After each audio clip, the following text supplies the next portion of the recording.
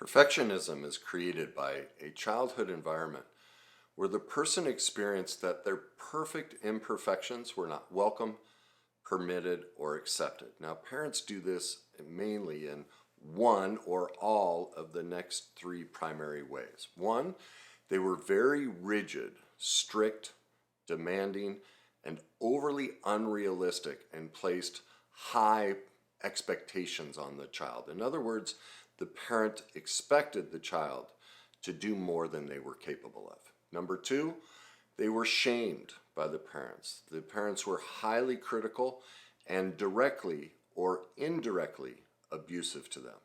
And finally, number three, there was too much praise. They were being spoiled or they were their golden child. Now, I want to touch on this praise part first. We all, think it's great to praise our children, but there's a right and wrong way to do it. The wrong way is to constantly tell our child how wonderful and perfect they are. And here's why.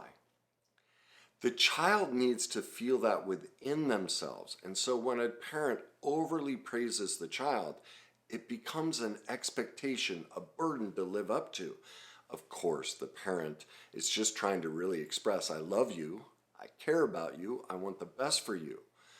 But when we're constantly placing that overwhelming praise on a child, all of a sudden they go, wow, mom and dad expect me to be that way. I don't know if I can live up to that. Now, the right way to praise, or a way you might want to try, is to turn it into a question. So when they do something amazing that you normally would praise, try turn it around and go, how do you feel about yourself? What do you think of that? In other words, allow the child to express praise for themselves. Now, we all know this to be true. I can hear parents wanting to argue and go, but no, I need to praise my child. Well, let me ask you, what happens when somebody tells you how attractive you are or how great you are?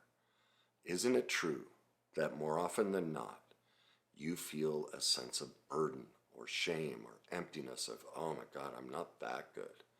Or you just can't let it in that they see you as capable in this way. Well, think of that. You're an adult, 20, 40, 60, 80 years old, and you can't even let it in. Now think of a child who's developing and doesn't have all the skills and tools you've developed over your life. Now you can see that heaping all of that praise on our child can be overwhelming to them. And therefore, the best way to praise our child is to phrase it in a question so that they can learn to praise themselves. They can accept that. Otherwise, it feels like a burden that they then have to be perfect to live up to that praise. All right? Now, these three conditions create an identity that's based on exterior achievement and performance. It's basically an identity of doing and not being. That's at the heart of a perfectionist, is an identity of a doer, not a beer. They can't be a human being. They have to be a human doing. So that's a complete disconnection from self, because now the self is about the doer, just having inherent worth, just sitting in a chair. Doing absolutely nothing isn't enough. And so all of these three parenting styles result and create three consistent lacks, a feeling of lack in the perfectionist. One, a lack of control. Number two, a lack of identity. And number three, a lack of self-worth. Now I'm going to give you solutions to all of these here at the end, so make sure you stay tuned for that. So what you're looking at, what creates these three lacks, and I'm going to go into more detail about them, is the problem basically resides in the parent and the direct and indirect messages that they passed on. And the parent unknowingly, they don't recognize this. Almost all parents think they're placing these expectations on a child to make them the best, but it's in the way they go about it that's detrimental. And it's an expression of the parent and their own unhealed pain. The parent has an expectation that their child live to these standards, whether it be rigid, whether it be critical, or whether they be the perfect child who's just so amazing. The parent needs their child to do that. So do you see what the parent is doing is placing their own unhealed pain and expectations onto the child? That's the loss of control, because now my life is controlled by I have to meet my parents' unmet needs, which means I have to give up my identity. And if I have to give up my identity, that means my parents are directly or indirectly sending me the message that me being a child that doesn't do anything, just the mere fact that I was born isn't enough. And therefore, I have no worth unless I am perfect and I'm achieving and doing things. So basically, what the perfectionist has done is created a brilliant adaptive strategy to fix a problem that unfortunately they can't fix because the problem is within the parent themselves. But the beautiful aspect of this coping strategy is it allows them to avoid the overwhelming feelings of powerlessness that they experience, because as a young child, whether they're being overly praised or criticized and shamed or abused, or the expectations are rigid and demanding or overly unrealistic, by focusing on this outward achievement and making that their strategy, it allows them not to experience the overwhelming powerlessness of the truth that their parents are abandoning them and placing responsibility on them to meet their unmet needs. The parent wants to be better at these things and wants to achieve these things, but instead of placing that responsibility on themselves, they heap praise or get rigid and controlling and shaming and expect their child to become that. Now, do most parents recognize this? Of course not. This is a typical parenting style. We would all call this normal and loving because we are vastly undereducated on what healthy, loving parenting is. Not because we're bad people, but because it's only been in the last 50 years we've openly talked about this and really studied it. So everyone's just doing the best they can. I'm a firm believer that there's only a very small percentage of parents who consciously tried to hurt their children. Almost all perfect and perfect parenting just comes from a lack of knowledge and a lack of understanding and teaching. They don't know that their heart is to employ the best strategies for their child. They just haven't been educated on what that might be. So basically the perfectionist, the probably more subconscious thought is if they can just be perfect enough with their diet, the sport they play, as a parent, in their career, in their hobby, if they can just be perfect enough, they can create the illusion of control.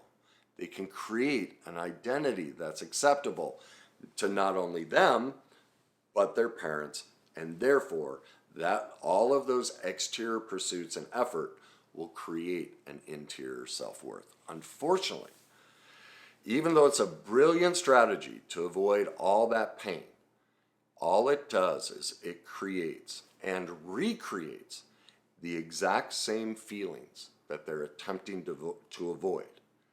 Because all of us are human beings, which means we are all perfectly imperfect, which means we can never attain perfection.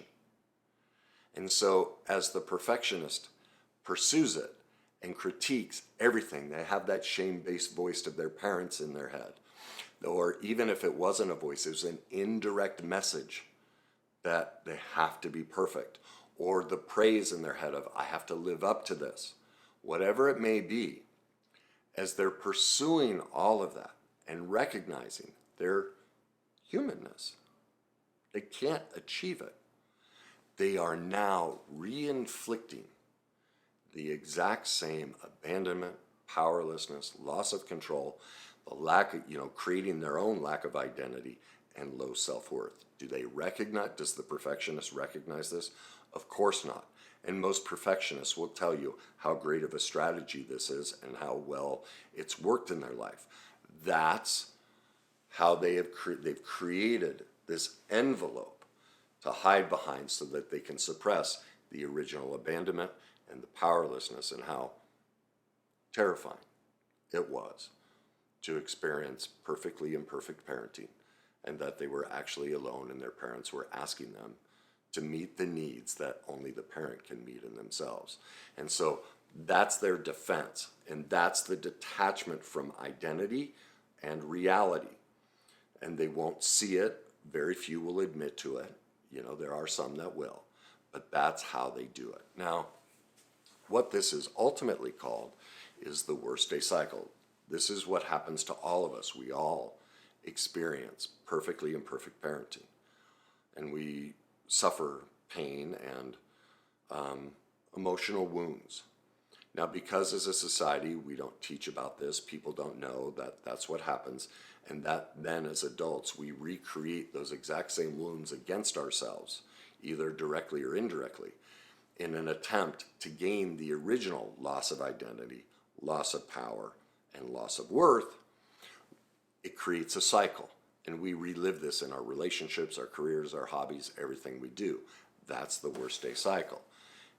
This video is not about that. If you'd like to learn about the worst day cycle and how it's showing up in your life and every person's life, we all do this. It's a human dynamic that's been conditioned into us because, as I said, we're only 50 years into really discovering all of these things and recognizing how we do this. So if you want to learn about the worst day cycle, you want to start seeing how it shows up in your life and how to heal it, I'd suggest my book, Your Journey to Success. Okay, so what are the solutions for the lack of control, the lack of identity, and the lack of self-worth?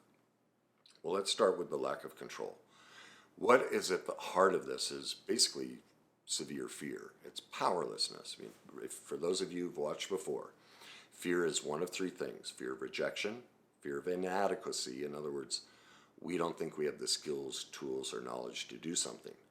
And so someone who's a perfectionist can't stand the thought that they can't do this perfect. That's inadequacy. I need to be perfect and develop all the skills and tools to do this. I need to know how to do this. All right. And then powerlessness, which is a lack of control. All right. So the first step, we're going to deal with just the powerlessness piece because that's the primary aspect. All perfectionism is about a lack of control. And so they're trying to control as much as possible. All right. And underneath that is powerlessness. So the first step is to ask ourselves, what can I control and what I can't control? Well, you can control your choices, your thoughts, feelings, and actions, and whether you choose to heal this or not. You do have control over that. What you don't have control over is that you're human, and that no matter how hard you try, more often than not, you will not be perfect. And that's grace, to accept that truth. So also what you can control is to accept the truth that your parents were just human too, and they did the best they could. And their intent was most likely to love and adore you. But because they were perfectly imperfect, they placed their unhealed emotional trauma into you. You can't control that. But you can control whether you choose to do the work to heal it. So in any situation for a perfectionist, they need to start with a question: what can I control? Truly control. And focus on doing that. What keeps them stuck in the perfectionist loop is they try and create a solution to what they can't control. And that's what they have to learn to let go of and just live in what they can control. This is being human and perfectly imperfect, all the things we can't control. And so it's learning to let go of that and just focus on this piece. Number two, to deal with powerlessness is stop giving yourself away, which means start saying no. A big problem for perfectionists is because they have to be perfect. They feel they have to take on everything, and they have to do every project and complete everything and do it to the best of their ability. No, you don't. You don't. You get to be human, and you get to say, I don't have space in my life for this today. I can't meet all of your needs. I know your boss, look, I know you'd like me on this project. Because of my perfectionist style, I do really well at this. And I'd love to be able to do that for you, but you already have me as the lead on 3 other projects. I don't have space for it. I just can't meet your request. And so you say no. All right? The second thing is to recognize, for the perfectionist, is to trust the process of life. See, that's what was taken from the child. There was so much burden on them to be perfect because, remember, their imperfections were not welcome, they were not permitted, and they were not accepted, which means being perfectly imperfect was not okay. Well, we all are perfectly imperfect. We all are human beings. And so trusting the process of life means affording ourselves grace and forgiveness that we can't do it all, that we can't be perfect, and it's okay. You've done enough. You've worked hard enough. Give yourself a break. Trust the process of life, that in time, things that if you focus on what you can control, the things in your life that you can't control will work themselves out. What it usually means, if we've done the first 2, we're focusing on what we can control, and we're saying no and not giving ourselves away, and the situation isn't perfectly being handled, what that means is there's a life event that hasn't happened yet. And until that happens, we can't solve the problem. So let me give you an example. I've spent over 20 some years trying to heal from my childhood trauma and all the pain I've been through in my life. And I couldn't get to what I call the other side. Well, like I spent over a 10-year period, I figured I spent 7.5 years seeing my counselor every week. I worked my tail off to heal from all of these things. But I couldn't get to what I call over the hump, which is where when life's struggles come along, I can manage them and stay at peace and not lose containment of myself. Well, it wasn't until my second divorce and the withdrawal from that and me contemplating taking my life where I recognized the one thing I'd never been willing to give up was control. I was holding on to my own style of trying to figure everything out before it happened. That was my defense mechanism. I adapted my own level of perfectionism. And I realized if I don't let that go, I can't live. But I can't live with the consequence of me taking my life and how that would affect my children. So my only option is to wake up each day not knowing what will happen. To wake up and walk into each situation knowing I have no control over it. Knowing that I can only focus on my side of the street. Knowing that my job is to assess a situation and make sure I don't give myself away. Make sure I say no. And the rest of it, I will trust the process of life. That life events will happen that will bring a new, better answer. Well, that's what got me to the other side. I let go. And that's how my book came about, how this career came about. I realized this is my gift. Like everything, all of a sudden, all of those things that I was trying to make perfect in my own way, just poof, went away, and truth came up.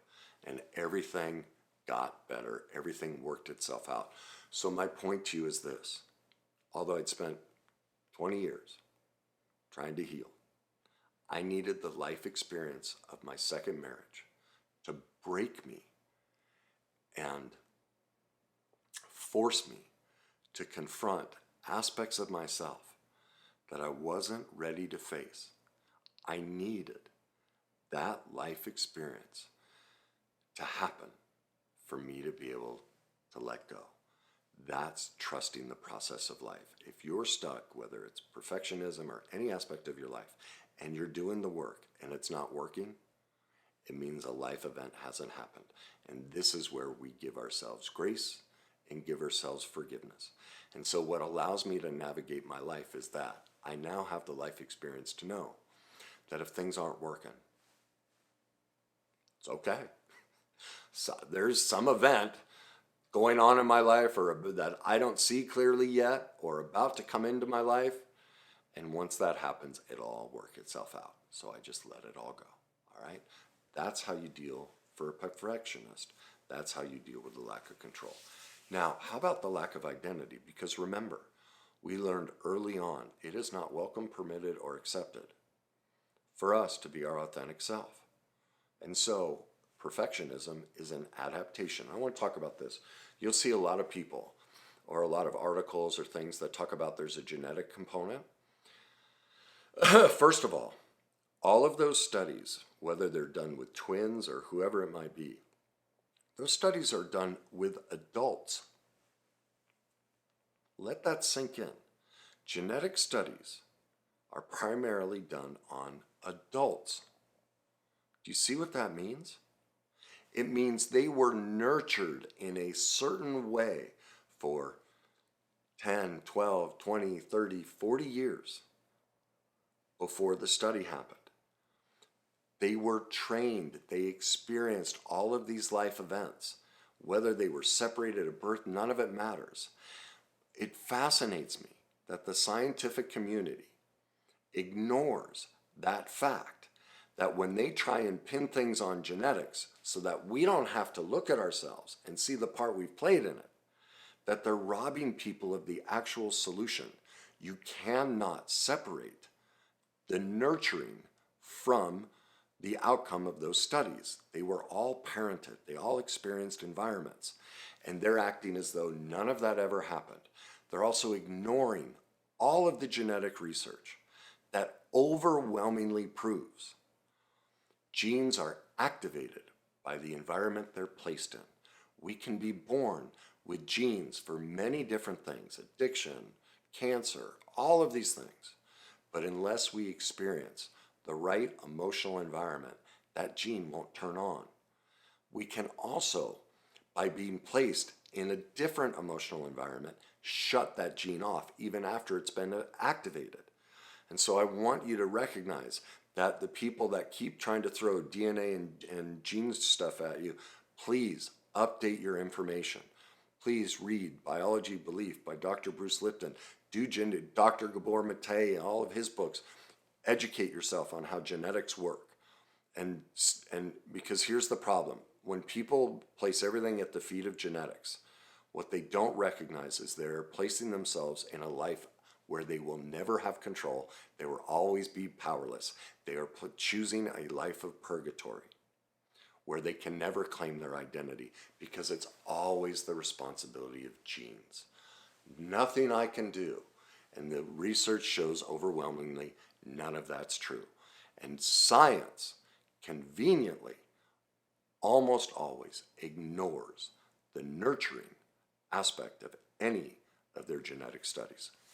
So when it comes to identity, how do we recover from this? Well, that requires us completely, I hate to use this word, but dismantling our belief systems, our views of the world, our views of ourselves have been distorted. They are adaptations because what we originally thought was not welcome, accepted, or permitted. And so we must sit down and do the work to ask ourselves what truly are our morals and values, our needs and wants, our negotiables and non-negotiables. Everyone thinks they know what they are, but they don't. I'm talking in every area of your life. Are your political beliefs really yours? Or are they just what you saw and what your parents believed? Or did you pick the opposite, which doesn't mean it's actually yours. It's just to be in opposition, which means you're still under their thumb. You might believe with them. But because your thoughts weren't welcome and permitted, who you were, your identity, you just want the opposite to gain some sense of power and control, but it's not really who you are. So your beliefs about intimacy, about relationships, about parenting, about money, about careers, hobbies, literally every area of your life has to be deconstructed, evaluated, tested, and rediscovered to see if it's truly yours. We have to go on the journey to rediscover our authentic self. That's what my book shows you, how to break it down so you can see, oh my God, this isn't actually me. This is them and the adaptations I picked up. And wow, I thought this is what I really believed, and it's not. So my book helps you do that, all right? The final step is to develop our self-worth. Well, self-worth, the single greatest way to love ourselves and feel worth within ourselves is to follow our morals and values, our needs and wants, our negotiables and non-negotiables, to be able to say no to ourselves, to be able to let go of control, to be able to navigate life's situation with grace and forgiveness, that we're perfectly imperfect, that none of us will have everything figured out. It also requires an acceptance that you are a human being. You have worth. No matter who you are, what addictions or terrible things you've done or have been done to you, you have overwhelming inherent worth. You don't need to do or achieve or become anything. That's at the heart of developing self-worth. It is a constant recognition and reminder that when you want to be perfect, that you are stepping out of, you are creating your own lack of control. You are making yourself powerlessness. You are choosing to give up your own identity. You are actually self-rejecting when you're trying to be perfect. And therefore, you are not recognizing the truth that you have worth no matter what, even if you so-called fail or do nothing. It is a complete embodiment and acceptance of that truth. It is the ultimate forgiveness of our humanness and how perfectly imperfect all of us are. Now, to achieve all of those things, you will not get it by watching my videos or other people's videos. This process, unfortunately, the internet has created, and social media, people try and do their healing journey through 15-second TikTok videos or 30-second YouTube shorts and think that if I watch enough of those, I'll heal. Well, you're going to learn some things and you're going to gain some improvement, but you're not going to do this. All of this requires work. Remember, I spent 20 years doing work, and I still do all this work. I haven't stopped. It never stops. This requires a commitment to basically going to school, putting ourselves. How are we going to find our identity unless we sit and do the work? Well, that's why I developed the full process to heal from all of these dynamics, to reclaim our authentic self, to heal the pain from the past and become the true, authentic human being, greatest version of myself. All of these solutions, the full process for you to overcome the powerlessness in your life, for you to find your identity and develop your self-worth, is my set of 9 master classes, my complete emotional mastery method. It walks you from start to finish so you can discover all of these. One, how the trauma was created in you, how you keep reliving it against yourself, what you need to do to stop it and give the trauma back so it's no longer yours, so that you can develop true empowerment and less self-defeating mechanisms that sabotage you and don't work, and find your identity, which ultimately allows you to discover what your morals and values are, your needs and wants are, your negotiables and non-negotiables, and then teaches you the process to live in them so that you can have the self-worth that you deserve and that is inherent in you. There is nothing you've done to lose your worth. I don't care how despicable it is. We never, ever lose our worth. Even your parents, none of us. It is an inherent aspect of being human that we all have worth, no matter what. All right? So, just to recap, 3 things create the perfectionist. It's one of 3 parenting styles, either rigid, strict, demanding, or overly unrealistic and high expectations were placed on the child. Number 2, they were shamed, criticized, and or directly or indirectly experienced abusive parenting. Number 3, they received too much praise, or they were spoiled. They were the golden child. So it placed this overwhelming burden that they had to live up to. Those experiences in childhood created lack in 3 areas: a lack of control, a lack of identity, a lack of self-worth. Now, to recover from all of that requires a lack of control, requires powerlessness recovery, which is learning the difference between what I can control, what I can't control. Learning to stop giving ourselves away and say no, and learning to trust the process of life. To regain our identity and discover our authentic self requires challenging all of our beliefs, our whole structure of everything in our life, our views on politics, relationships, everything, and developing our true own morals and values, needs and wants, negotiables and non-negotiables. Because remember, the perfectionist child was sent the message directly or indirectly that who they were and their perfect imperfections were not welcomed, permitted, or accepted, and therefore they had to become and develop an identity of a human doing, not a human being. And finally, to gain their self-worth, there's only one way to do that. Well, two things are required.